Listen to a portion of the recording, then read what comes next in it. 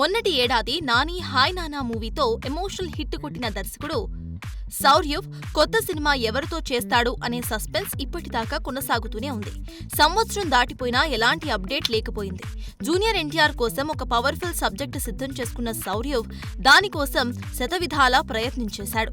కానీ తారక్ డేట్స్ ఇప్పట్లో దొరికేలా లేకపోవడంతో ఇప్పుడు రూటు మార్చుకుని అదే కథని విజయ్ దేవరకొండతో తెరకెక్కించే ప్లాన్లో ఉన్నాడని సమాచారం. ఇక రౌడీ, జనార్దన, మైత్రి మూవీ మేకర్స్ తీస్తున్న పాన్ ఇండియా మూవీ తర్వాత ఇదే ఉండవచ్చని లేటెస్ట్ అప్డేట్. ఇప్పటికైతే అధికారిక సమాచారం లేదు, కానీ చర్చలు దాదాపుగా కొలిక్కి వచ్చాయట. గతంలో గౌతమ్ తిన్ననూరి చెప్పిన స్టోరీకి గ్రీన్ సిగ్నల్ ఇచ్చి అనౌన్స్మెంట్ స్టేజ్ లో రామ్ చరణ్ డ్రాప్ అయిన సంగతి తెలిసిందే. దాంతో అతను విజయ్ దేవరకొండతో చేతులు కలిపాడు. ఇప్పుడు తారక్ నో అనుకున్న ప్రాజెక్ట్ ని సైతం రౌడీ హీరో టేకప్ చేయటం ఆసక్తి రేపుతోంది.